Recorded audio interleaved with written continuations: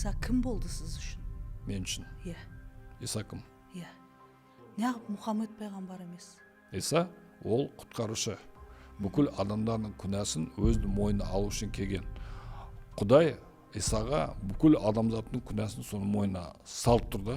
Иса соны көтеріп алып, айқышқа іліп қойды да оны. Енді қазір біз соған сенсек, біздің күнәміз соның мойнында деп сенсек, онда бізге Құдайдан кешірім бар да.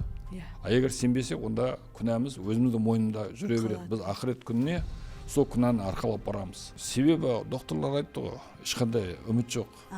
Бұл кісіде ешқандай үміт жоқ. Бәрі оған айтты да, кейін түсіндіріп айтты ғой, дайын болсын депті. Сіз енді дайындалыңыз, сіздің күйеуіңіз бүгін түннен шыға алмайды шығар деп. Мен Иса келген кезде ол да оянған. Сөйткенде ол ойлаған, мен өліп қалды деп. Сөйтіп, жаңа мен орнымнан тұрдым ғой. Сөйтіп бұрылып кетіп бардым, артына бірдеңе сатыр ете қалды да. Сөйтсем жаңа мен брат есен тауып қалған ғой. Ол ойлаған, мен өліп қалдым. Менің жаңа призрак дейді ғой. Иә. Бір денем кетіп баратыр деп. Шошып кеткен ғой.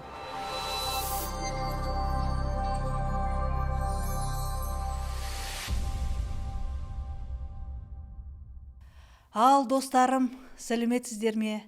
Сіздермен бүгін мен Бибигүл және Нұрлан аға. Біздің студиядан Нұрлан аға кеп тұр. Рахмет сізге, Нұрлан аға. Бүгін Нұрлан ағаны студияға шақырып, қалай, кім сауықтырды? Қалай сауықты? Және де осыны біліп, елдермен бөлісінші деп шақырдым. Және Иса не істеді Нұрлан ағаның өмірінде? Сол жайлы біз сөйлесейін деп едік бүгін. Нұрлан аға, рахмет сізге келгеніңізге осы студияға. Иә, Бибігүл қарындас, сізге де рахмет. Сізбен танысқаныма қуаныштымын. Сіз туралы сырттан естіп, жаңа сіздің түсірген подкаст, соның бәрін көріп, куәлігін тыңдаған, сол қатты әсер етті маған да. Сөйтіп Құдайдың кереметін көріп, Иса осындай жалғастырып жүрген адамдарға да үміт, кешірім, сүйіспеншілік сыйлап отыр ғой да. Осының бәрі Құдайға шүкір. Соған сіз үшін өте қуандым. Рахмет. Қазір өміріңізде енді мағыналы өмір болып тұр ғой, Құдайға арналған өмір. Сол керемет нәрсе ғой енді осы әлемде. Сол енді біздің Құдайға осы Исаның жолына қалай келдік деген сұрақ болып тұр ғой, негізгі сұрақ. Иә. Исаға келуім себебі енді мен ондай... Не үшін Исаны қабылдадыңыз? Исаны қабылдағанда өзім іздеген жоқпын. Иса туралы бұлай шын мәнінде түсінікті ештеңе де болған жоқ. Бірақ мен ауырып қалғаным қатты. Бір құдалыққа бардық. Сол қайтып кеткенде қатты боран басталып кетті. Бұл солтүстік Қазақстан. Сол кезде сол Ақмола жақта тұрып жатқанмын. Сөйтіп қайтып кеткенде боран басталып кетті да, 4 күн болды ғой жаңа боран. Сөйтіп 5-ші күні бізді қазып алды жаңа жерден. Содан бүйіріме суық тиді. Сөйтті да бір тамыр ісініп кеткен деді. Сөйтті бүйрек қатты ауыра бастады. Сөйтіп ауруханаға бардым Астанаға. Олар айтты, бұған ота жасау керек деді, операция. Бір таныс карист хирург бар еді. Сол кісі ота жасады. Сөйтті да бұл негізі жеңіл ота, аппендицит сияқты, бірақ сол жақ, басқа жақтан. Сөйтті адамдар 2-3 күн тұрып кете береді. Мен болсам 7 күн жаттым ғой, басымды көтере алмай. Сөйтіп температурада 40, жаңа бәрі ауырып жатыр да, су да іше алмаймын, ештеңе де іше алмаймын. Сөйтіп жатқан кезде, жаңағы 3 күн өткен кезде, жаңағы дәрігер өзі хирург келді, қарап шықты да, енді система бәрін қоямыз, енді кетіп қалады деді да. Ол одан сайын асқынып кетті. Сөйтіп 5 күн өтті, 5 күн өткен кезде бір профессор келді, соны шақырды, ол кісі татар кісі еді. Қарап шықты да, сен өзің садақа бермеген шығарсың деді.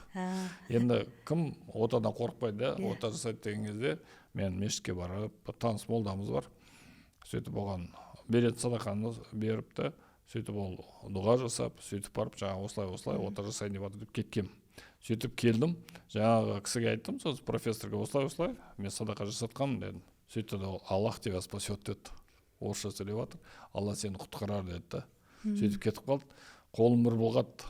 Сөйтіп өзім ойланып қалдым сол кезде, бір маңызды нәрсе болып жатыр өмірімде деп та, қатты ауырып қалған екенмін деп.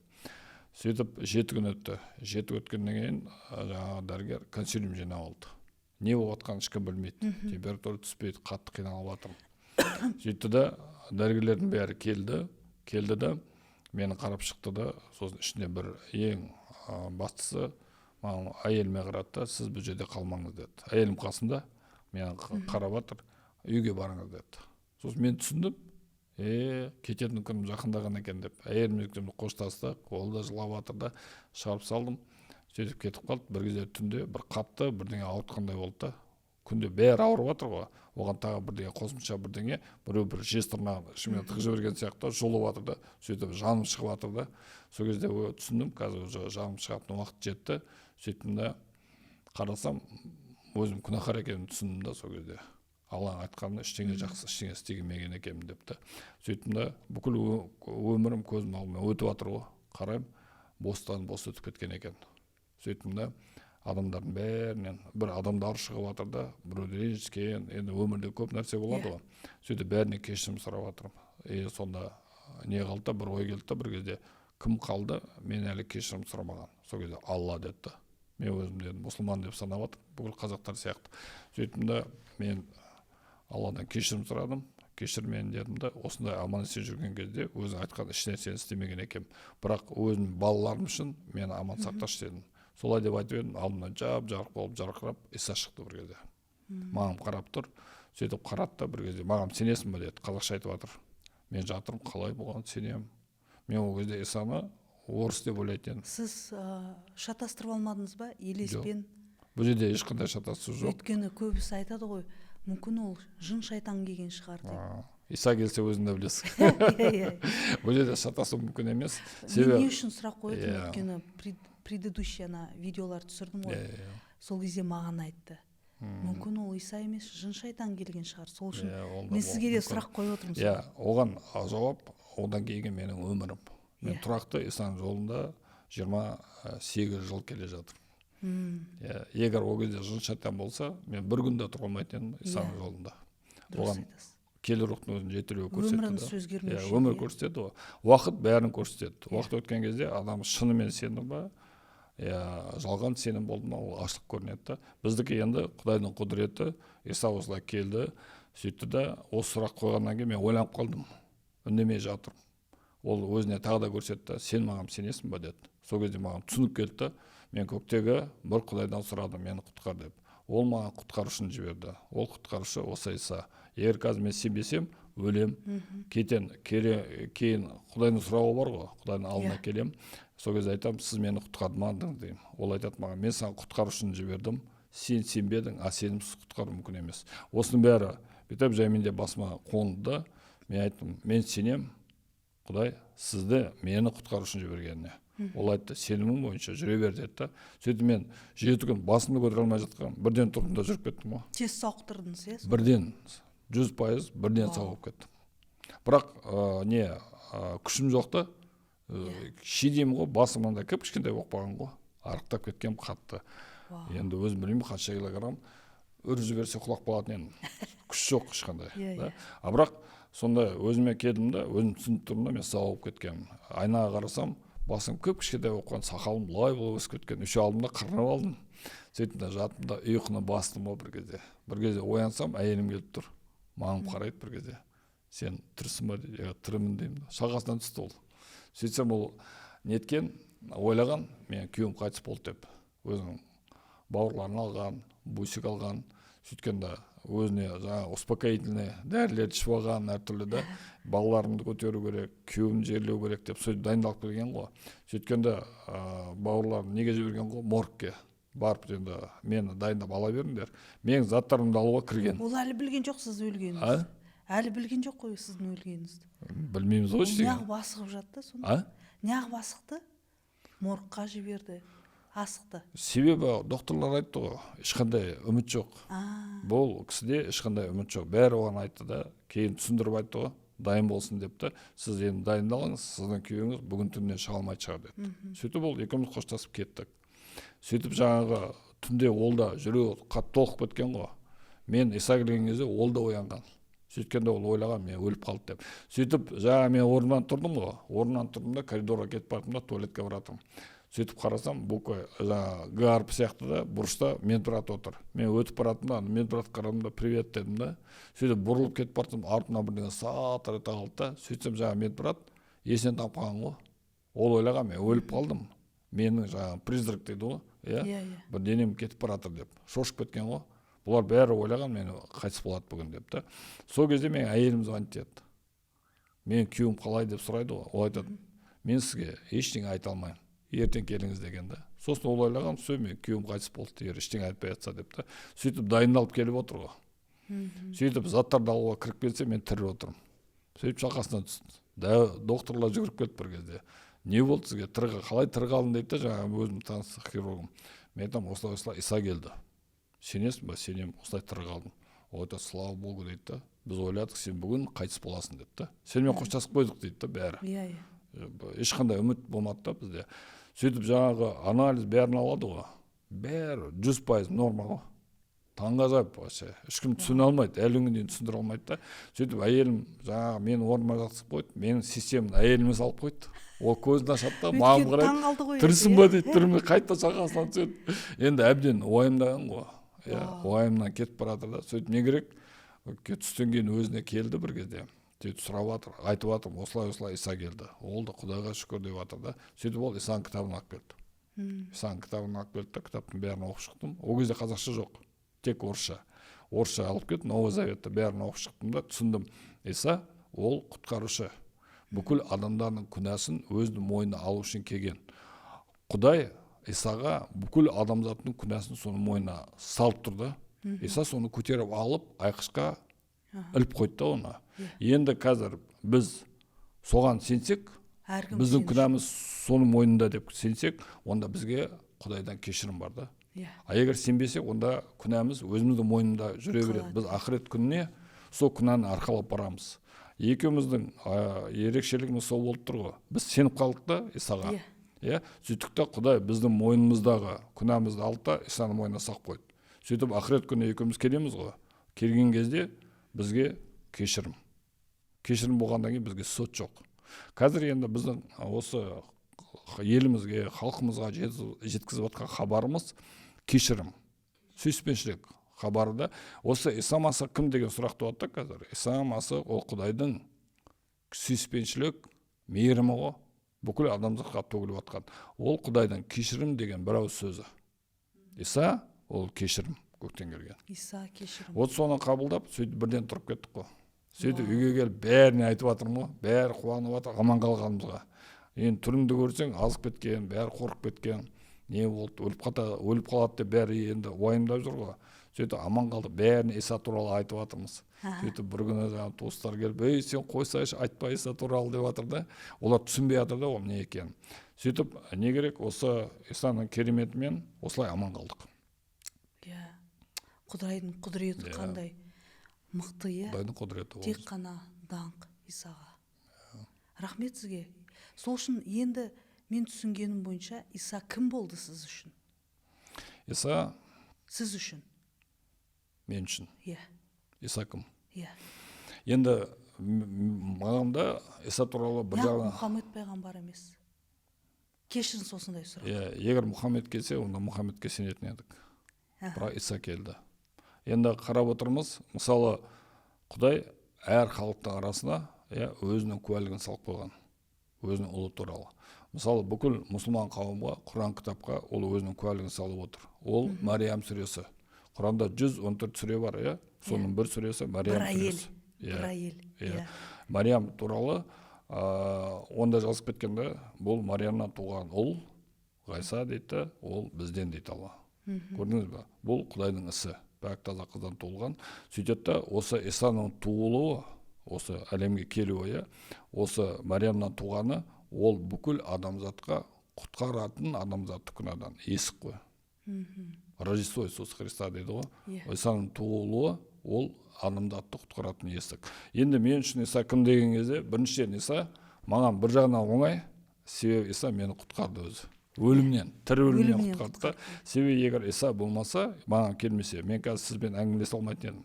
Жоқ болушы едіңіз. Мен өліп қалатын едім да.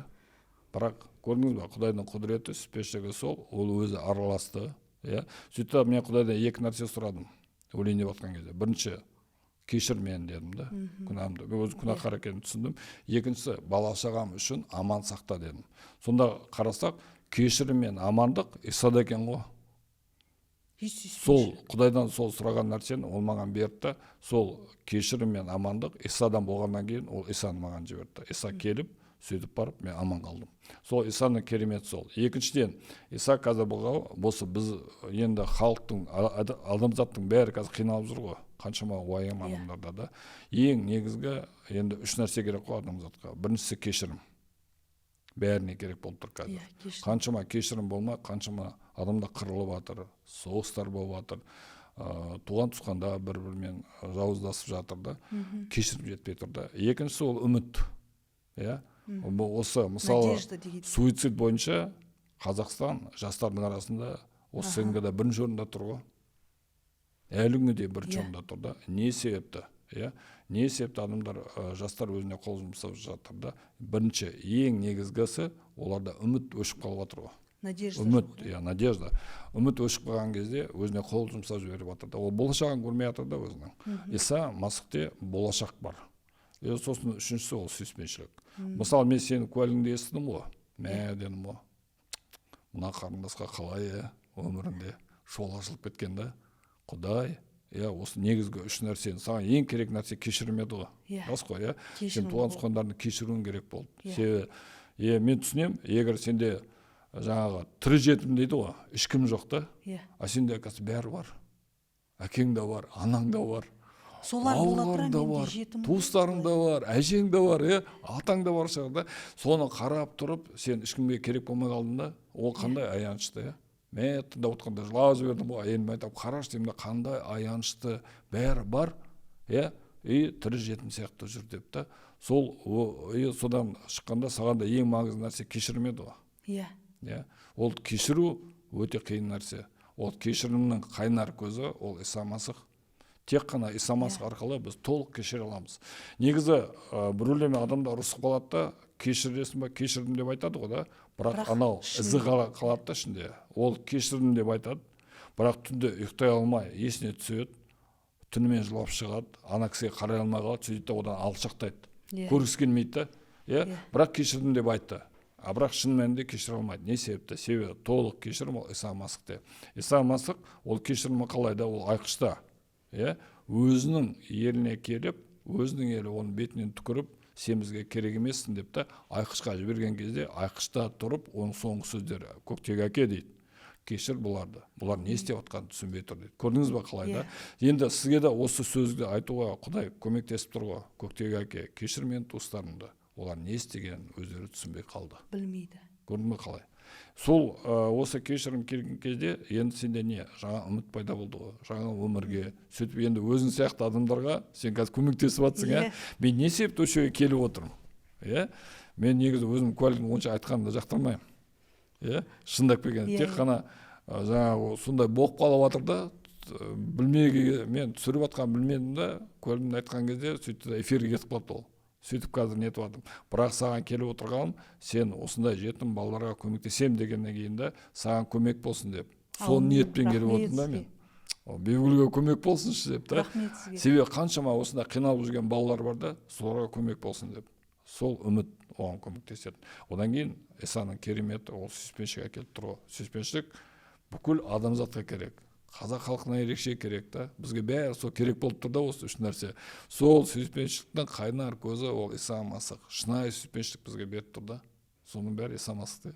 Сол үшін Исаны қабылдап отырмыз ғой. Жылағым келіп отыр сіздің айтқаныңыз. Киелі рух арқылы прям. Жылайсың ғой. Өзіңіз қараңыз да. Мысалы, анаға деген мейірім. Қазақта ананың рөлі қандай, орны ерекше ғой. Ана десе қазақ халқы тік тұрады ғой. Енді қандай халық болса тік тұрады да. Бірақ енді біз қазақ болғандан кейін өзіміздің халық үшін сөйлеп отырмыз ғой. Біздің халық сондай ерекше. Ана десе ананың ақ сүті, ананың тілі, қандай да, ананың ақ жаулығы дейді да. Енді қараңыз, Иса айқышта шегеленіп тұр. Қалай қиналып жатыр. Сөйтіп жатқан кезде соңғы сөздерінің бірі де қасында өзінің шәкірті қарап тұрады ғой. Жохан соған айтады, менің анама бас көзі бол дейді. Сөйтті анасын ана шәкіртіне тапсырады, жазып кеткен. Содан кейін Исаның анасы сол шәкіртінің қолында, соның үйінде өмір сүрді. Көрдің ба? Қалай да анасы туралы өзі айқышта тұрып, анасының жағдайын жасап кетті. Қандай керемет, Неге жыламасқа, ондай естігенде аналардың бәрі өкініп жылайды ғой. Қандай сүйіспеншілік. Мен осыны оққан кезде жылап жібердім ғой. Дедім, қандай керемет депті. Біздің Иса ол сондай қамқор. Әрқашанда біз үшін. Ол жаңа этика келіп тұр ғой. Даже біз үшін ойлап кеткен ғой. Жохан 14-те айтылған, мен барып сіздерге орын дайындаймын, әкеге барып. Соны да ойластырып қойған ғой. Қара, мен саған бір қызық нәрсе айтып жіберейін да. Осы Құдайдың ашқаны. Жаңа түсінбеушіліктер болып жатыр ғой, жан жақтан да. Әйелім тартып алды, бала шағам тартып алды, үйім тартып алды, бәрін тартып алды. Ештеңе жоқ, үстінде киімі дейін қалмады ғой. Бір кездерде сөйтіп жүрмін ғой. Сөйтіп жүрген кезде бір күні қатты таяқ жедім. Қысқы. Кімнен таяқ жеп жүрсіз? Бар ғой, ұратын адамдар. Келіспей жүрген адамдармен да. Олар рухани жаңағы Исаның кім екенін түсінбей жатыр да. Біреу былай деп айтқан, мен ұрып жатты ғой. Өзім досым, мен ұрып жатыр. Сөйтті да бір кезде андай подлый ударлар болады ғой. Қатты ұрып жіберді. Сөйттім да мен бірге шыдамадым. Сөйттім да мен де оны ұрғам деп тұрып алдым да стойкаға. Сөйтіп қарап, ол бір маған айтады, тоқта дейді, саған төбелесуге болмайды. Неге деймін? Ол айтады, қалтасына кітапты алып шықты. Сөйтті да ашты. Кішкентай Еван, ол кезде қазақша жоқ, тек орысша. Ашты да, міне былай деп жазған Иса дейді да. Кто тебя ударил по одной щеке, подставь другую дейді да. Бір жағына ұрғанға, екінші жағын тос дейді да. Мен оны бар ғой, өзім де байқамағам. Қайда ол деймін да. Ол Иса деп айтқан жоқ деймін. Жоқ, қара дейді да, ашып көрсет. Қарап оқимын, Исаның сөзі. Онда ұра бер деймін да. Сөйтеді ол айтады да, жаңа өзім досым ғой, мен ұрып жатыр. Ол айтады, мен сені ұрғанда дейді да, мен сені ұрып жатқан жоқпын дейді. Мен саған ешқандай претензиям жоқ дейді да. Мен ұрғанда сенің ішінен Исаны шығарып жатырмын дейді да. Көрдіңіздер ме? Соны айтқан кезде ол наоборот кіргізіп жатыр ғой Исаны. Жоқ, енді оның түсінігі бойынша да. Сөйтті да ол айтқан кезде маған сол рухани күрес ашылды ғой. Түсіне бастадым да, бұл кісілерде күнә жоқ екен. Бұлар өздері істеп жатқан жоқ. Оларға осылай істеткізетін күш бар екен ғой. Көрдіңіздер ме да? Мен де оларға қарсы тұруға мен өз күшіммен тұрған жоқпын ғой. Менің ішімде де Иса Масихтың рухы тұр ғой. Сол рух мені ұстап тұр. Оларды басқа рух итеріп тұр да маған қарсы. Бұл жерде қараса, екі рухтың арасында күрес болып жатыр да. Күрестің алаңы менің жүрегім. Иса Масихқа сеніп тұрған. Сөйтті да Исаны да ұрды ғой. Исаны да ұрды ғой 39. Сөйтті да жаңағы қатты сабады ғой бір күні. Прямо қатты сабап жіберді. Енді күнде таяқ жеп жатырмыз ғой. Бұл жерде қатты сабап жіберді. Сөйтіп жаңағы жатырмын жерде. Өзіме келген кезде жолдың ортасында қиылысында жатырмын ғой. Былай екі қолым екі жақ кеткен, айқышқа шек керіп қойған сияқты. Өзім еще қарап қоямын былай да былай. Мына айқышта керілген сияқты жатыр екенмін деп та. Сөйтіп ояндым, қатып қалған ғой, аяз дала. Сөйтіп да түн қап қараңғы. Сөйтіп да Құдайға айттым, Құдай дедім да, мен шаршадым. Бұл жерде мені жақсы көретін бір адам қалмады. Бәрі менен бас тартып жатыр. Сен мені көкке алып кет. Әрі қарай өмір сүргім келмейді. Әйелім де жоқ, бала шағам да жоқ, баспанам да жоқ. Елім бәрі қарсы, кім болса да қазақтардың бәрі қарсы шығып жатыр маған да.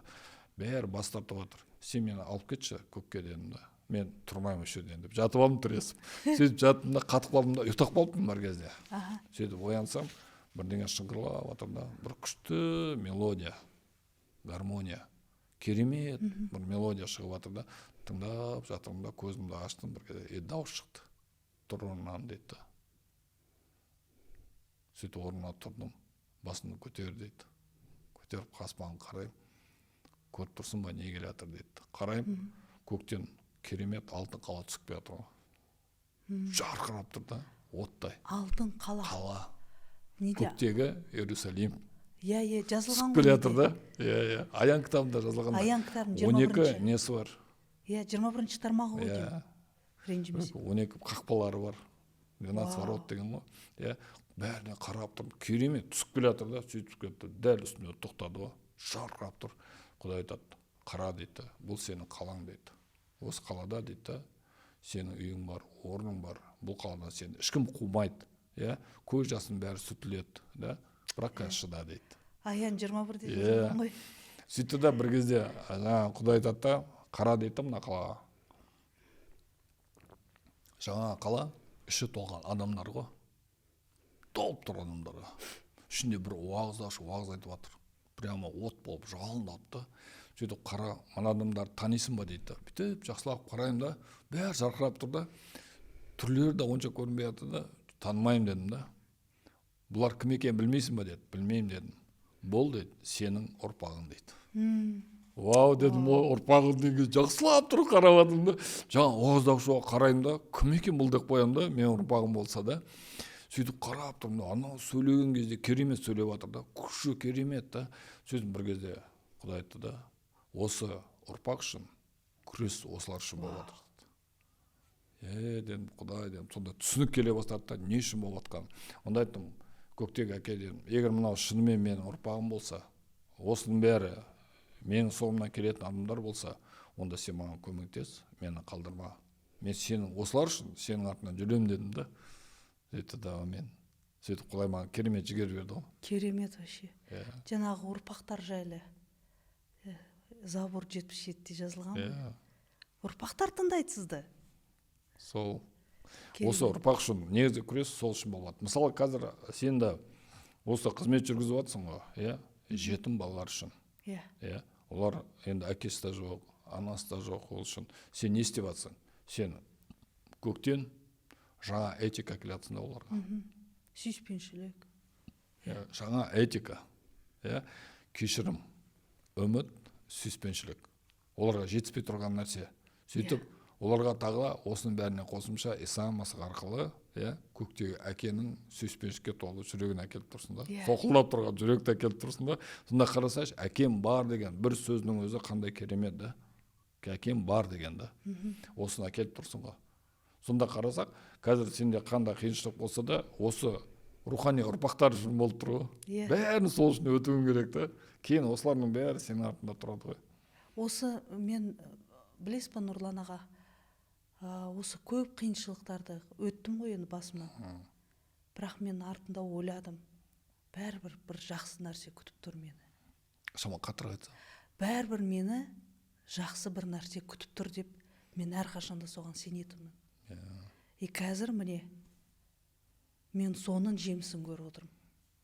Көрдіңіз ба? Қазақта сөз бар ғой, басы ащының соңы тәтті болады деген. Бұл бар ғой, бұл жерде рухани күрес бар ғой, қатты аян киелі кітапта, мысалы міне киелі кітапты қолға ұстап отырмыз. Мынау қазақшаға толық аудармасы 66 кітап аударылып тұр. Бұл киелі кітап, ол қандай кітап? Бұл Библия. Бұл Библия, ол халықаралық деңгейдегі кітап қой. Халықаралық авторитеті бар. Барлық адамзат оны жақсы таниды, бәрі көп адамдар қабылдайды. Сонда қараңыздар, бұл қазақ тіліне аударылып тұр. Бұл қазақ халқына қазір сыйға келген інжу маржан. Бұның қазақ тілін қорғауға, оны дамытуға үлесі керемет. Бұл таза қазақ тілі. Көрдіңіз ба? Содан кейін бұның ерекшелігі, Иса Масихқа келген кезде, Иса Масих бізге ешқандай тілге қарсы талап қоймайды. Ол сен қазақсың ба? Қазақ тілінде Құдайға құлшылық етесің, қазақ тілінде дұға жасайсың, қазақ тілінде үмітіңді ашасың, қазақ тілінде бүкіл ризашылығыңды білдіресің. Соның бәрін өз тілінде жасайсың, ана тілінде. Соның бәрін Құдай, көктегі Құдай, соны қабылдап тұр ғой. Көрдіңіздер ме қалай? Осы ерекшелік. Басқа ештеңе қажет жоқ. Өз тілің. Осы жолда, осы киелі кітаптың қазақ тілінің деңгейін көтеруде халықаралық деңгейге осы кітаптың рөлі зор болып тұр ғой. Керемет кітап. Аға, сіз жаңағы Айша биби деп айтып отырсыз. Осыны түсіндіріп кетесіз ба, айтып кетесіз ба? Қазір. Есіне салдың ба?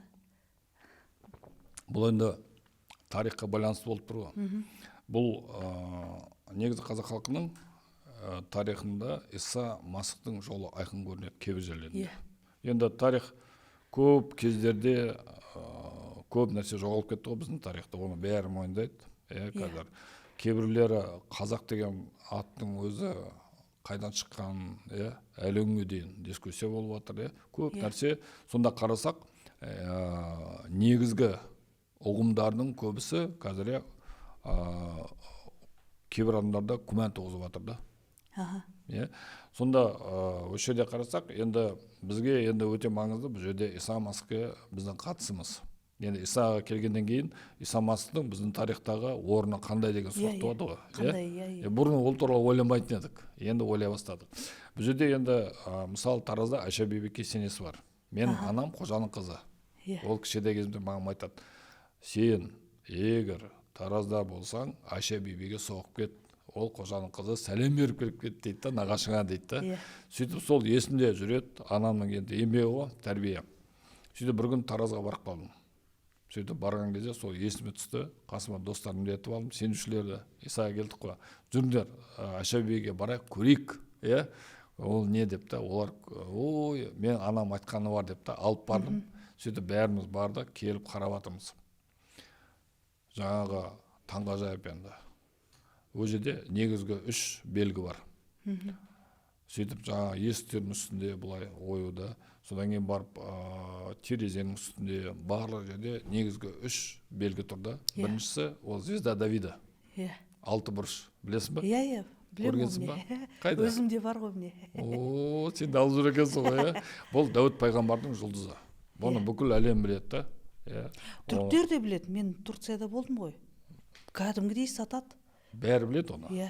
Бәрі біледі ғой. Енді халықаралық деңгейдегі авторитеті бар белгі болып саналады. Сөйтіп қараңыз, Дәуіт пайғамбардың осы жұлдызы тұр, бір жолда. Екіншісі Иса Масихтың айқышы. Шеті үшкір келеді, бірдей да бәрі. Несторианский крест дейді оны тағы да. Сөйтеді, сол тұр, төртінші 8 бұрыш. 8 бұрыш, ол енді біздің түркі халықтарының жұлдызы дейді. Звезда тюрков дейді. 8 бұрыш. Квадрат квадрате.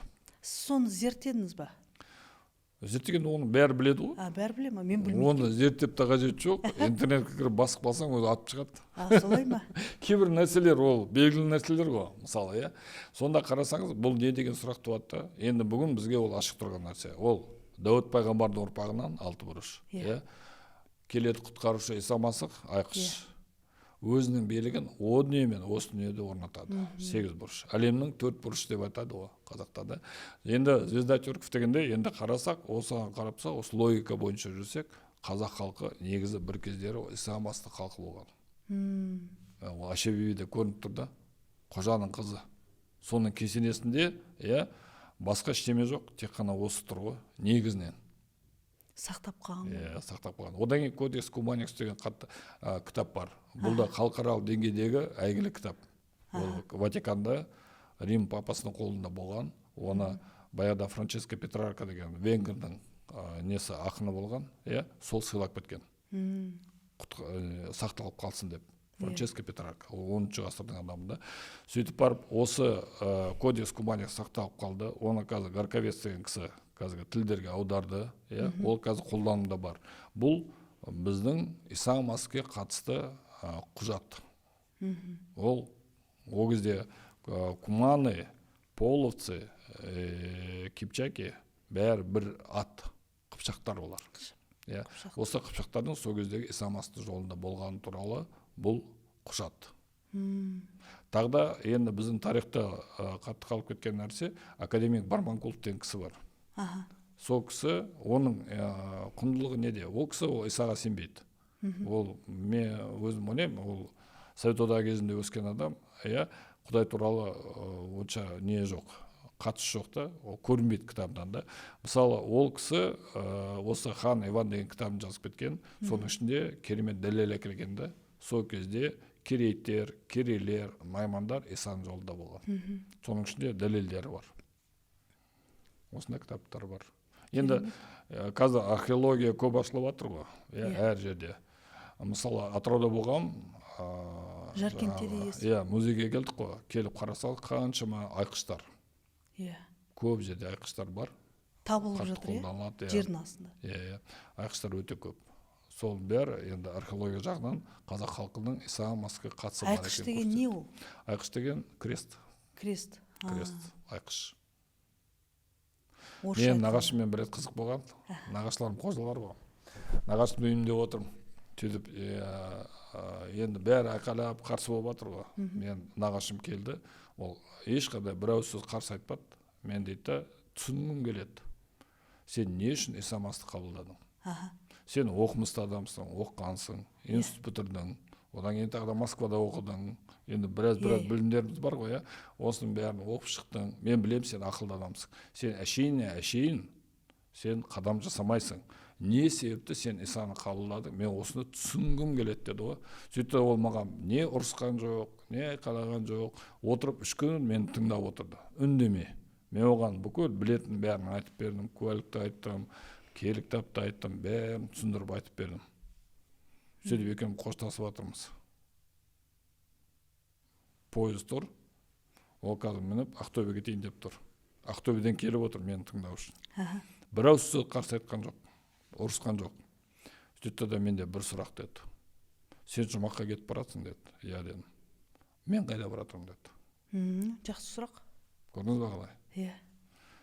Екеуміз тұрмыз. Ол пойызда тұр, вагонда. Вагон жабылайын деп жатыр. Проводник қасымызда тұр. Ол сондай сұрақ қойды. Болыңыздар деп та. Бұл сол сұрақты сол кезде қойып тұр да. Мен қайда кетіп баратырмын деді. Мазалады ғой өткені. Сосын мен айттым, аға дедім, мен күнәм кешірілген, сондықтан мен Құдайдың сотына бармай, бірден жұмаққа кетіп баратырмын Құдайдың алдына. Себебі өзі күнәсі кешірілген адамдар ғана бар. Ал сіз дедім, күнәңіз кешірілмесе, егер, онда сіз дозақтың отына кетесіз. Құдайдың сотына барасыз, күнәһар болғаннан кейін сізді Құдай міндетті түрде күнәһарлардың арасына дозақтың отына жібереді. Сіздің жолыңыз қазір сол болып тұр. А егер сіз Иса Масихтың кешірімін қабылдасаңыз, онда сіз де кешірімін қабылдаған адам болып, менімен бірге жұмаққа кетесіз дедім. Сөйтіп қарап тұрды, көзінен жас шықты. Вау. Жүрегіңізге тиді ғой. Пойыз жүріп кетті. Жүрекке тиді ғой. Сіздің айтқан сөздеріңіз. Сөйтіп көрдіңіз ба, ол кісі білгісі келді шынымен, ақиқатты. Ары қарай бар ма связь сол кісімен? Енді нағашым ғой. Нағашым. Араласып тұрамыз ғой. Ол да сондай не болған шығар? Енді ол кісілерге қиын ғой шындап келгенде. Себебі бұл жерде мен келгенім келі рухтың күшімен келіп тұрмын ғой саған. Шын мәнінде егер маған сіз емделді, сауықтырды ғой. Содан менде оған қарсы тұруға күш те қалмады. Мен айғақ куәлік беріп маған Елші Паул сияқты болып тұр ғой. Ол Исаға қарсы шықты да, бірақ оны қабылдап кетті ғой. Мен сізге бір куәлік айтып берейін. Қалай келге естігенім, ең бірінші Иса туралы естігенім. Бұл 90-шы жылдары болды. 90-шы жылдары ол кезде Шымкент қаласындамын. Сөйтіп келе жатсам, бір кезде сол кезде бір қауым соғылып жатыр екен. Бір үй соғылып жатыр. Қарайым, фундаменті керемет қой. Андай частный сектор дейді ғой. Сол жерде бір керемет үйдің фундамент тұр да. Ішімнен ойлаймын, мынау не деген бай адам, сондай фундамент соққан. Мен өзім инженермін. Анау фундаментті бар ғой, не әлі құйылмаған фундаменті. Арматурадан не жасағанда, андай байлап қояды арматураны. Соған қараған кезде, соның өзі сұлу ғой. Жаңа техника жағынан да, техническое решение дейді ғой. Қарап тұр, мынау не деген әдемі фундаменттің несі? Обрешетка дейді ғой, жаңа неден жасаған жаңа темірден да. Қарап тұрмын да, бұлай өттім, қайтып келе жатсам, олар уже бетон құйып жатыр да. Барып сұрайыншы, мына кімнің үйі екен, соншама шіріген бай деймін да. Сөйтіп келдім да, сұрадым, кісілер не істеп отқан. Я говорю, кто это строит такой дом богатый дедім да? Кто этот богач дедім да? Сөйтіп олар қарады, это, говорит, дом Бога деді. Бұл Құдайдың үйі дейді. Сөйтім да, о қандай Құдай дедім. Нет, Иисус Христос деді. Мен айтым, заходите деді. Мен айтым, не, говорю, ол менің үйім емес, ол мен Құдай емес дедім да. Менікі басқа жолым дедім, өзім білем дедім. Сөйтті олар қарады, онтам дейді, жерде бір қазақ отыр дейді. Кеше Исаны ол қабылдап тұр. Сөйлесіңіз сол қазақпен, екі қазақ бір-бірді түсінесіңіз деді. Сөйттім де, мүмкін емес қазақтардың Исаны қабылдаған дедім да. Біз мұсылман болды дедім да. Сөйттім бардым жаңа жерге. Келсем, ол жерде бір жігіт отыр, жас жігіт. Ол жігіттің аты Қанат Ордабаев. Өзі тарихшы, қасында әйелі отыр, ол кезде жас. Сөйтті маған қарады, әлсіреп, ол да кеше ғана ауырып атқан, түнде Құдай сауықтырып жіберген ғой. Сөйтіп келдім қасына, сен ба христиан болған дедім. Иә деді. не себепті исаны қабылдадым дедім. Ол айтты, менде дейді да басымда онкология, миында сондай ісік болған қатты. Сөйткенде дәрігер айтқан, ештеңе істей алмаймыз, не кесе алмаймыз, ештеңе алмаймыз, миыңа зақым тиеді, енді өлімнен басқа ештеңе қалмады деген. Сөйткен кезде бұл кетіп бартқан кезінде Иса көрінеді ғой, сөйтті көрінеді да қолын береді бұған. Бұл Исаның қолынан ұстайды, сөйтті Иса орнынан жұлып алады да бірден емделіп кетеді ғой. Кеше больницада жатса, бүгін сол қауымға келіп Исаға рахмет айту үшін келген ғой. Көрдің ба? Сөйтіп сол жерде отыр ол. Бұл 90-шы жылдар. Мен қай жыл екенін білмей тұрмын да, 90-шы жылдар сөйтіп отыр, қасында әйел. Мен айтамын да, сен не себепті, дінді саттың. Сөйтіп оған мен спорт етіп жатырмын ғой жаңа. Оның бейшараң бар ғой, күші жоқ қой сөйлеуге. Шаршап кетті бір кезде. Сөйтіп маған айтты да, сіз кешіріңіз деді, мен басым қатты ауырып тұр деді. Сөйтті да, әңгіме басылды, қайтты да, мен айттым, бірақ сен қателік дедім да, сен қайтадан қайтып кел дедім да, қоштасты да кетіп қалдым. Енді уақыт өтті ғой, 97-ші жыл келді. Сөйтіп Алматыда бір конференция болды 98-ші жылы. Сонда мен бардым. Бүкіл қазақтар бірінші рет көріп тұрмын ғой. Ой, мен тәубеге келгенде ойлағам, бүкіл Қазақстан бойынша мен жалғыз өзім Исаны қабылдап тұрмын, әйеліміз екеуміз деп жүрмін ғой. сөйтсем қазақтар көп екен ғой дейсіз. Ол кезде білмейміз ғой енді да. Сөйтіп жаңағы орыс бауырлардың арасында жүрміз. Қазақша ештеме жоқ, бәрі орысша жаңағыда. Сөйтіп жаңағы келдім ғой, сөйтсем, қазақтар қаптап отыр. Мен ол конференцияны тыңдап отқан жоқпын. Мен әшейін қазақтарға қарап отырмын, жаңағы көзім тойып отыр да, қара домалақтарға. Сөйтіп келе жатсам, бір кезде Қанат тұр жаңағы. Қара домалақтар дейсіз ба? Иә. Әдемі звучит, Сөйтіп Қанат тұр. Қасына келдім бір кезде. Амандастық. Мен айттым, сен мені танисың ба дедім. Ол айтты, танымай тұрмын деді. Есіңізде ма? Иә, Қанат қайтам. Есіңізде ма? Тәубеге келген күніңіз дедім. Иә деді. Сол кезде сіз осында қауымда тұрғансыз. Иә, білем, әйелім болды қасымда дейді. Сол кезде бір қазақ келіп, сізді қайтадан артқа тартты. Есімде дейді. Мен одан қашып кеттім, күшім жетпеді. Вообще страшный адам дейді. Сол менмін дедім да. Сөйтіп ол ауыз ашылып қалды да, тұрда қарап. Үндемейді. 1 минут уақыт өтіп кетті ғой. Ыңғайсыз болды бір кезде, үндемей тұрғаны. Содан қоштастым, ладно, сау болыңыз дедім да, кете бердім да. Сөйтсем кейін бауырлар айтады, қасында болған, олар айтады. Ол айтты дейді да, Қанат, мен бұл кісі ешқашан Исаға келмейді деп ойлап едім дейді. Күшті. Көрдің бе, Құдайдың қандай керемет. Біз келдік. Аумин. Вот мен сондай болғам. Нұрлан аға, керемет, рахмет сізге. Құдайға шүкір деп айтып жіберейік.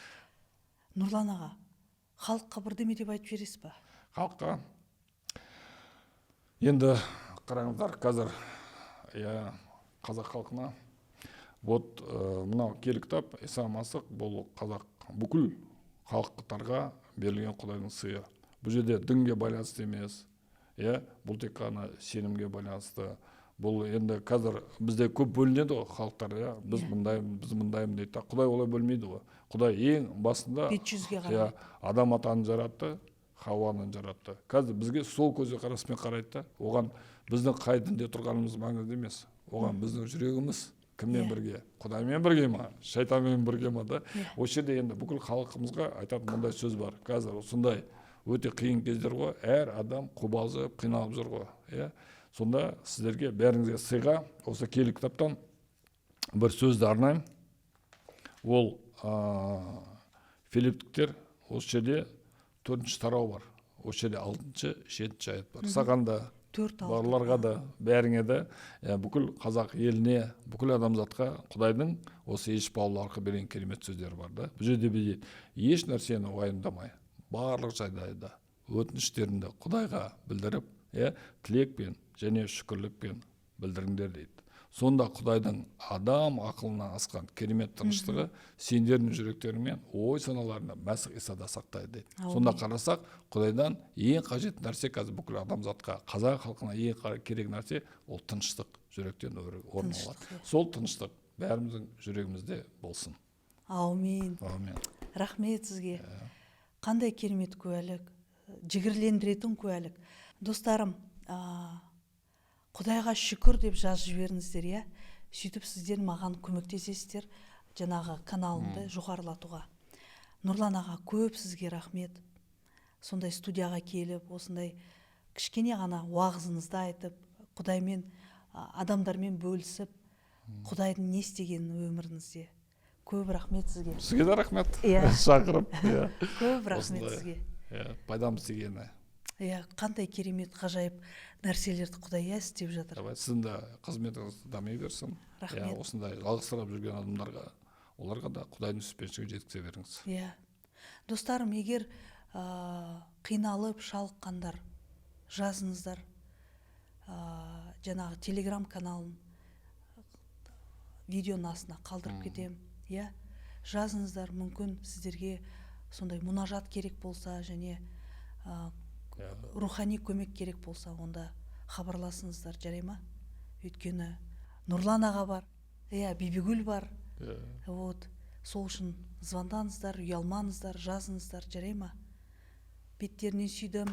Достарым, сіздермен Бибижан және Нұрлан аға болды. Көп рахмет сіздерге.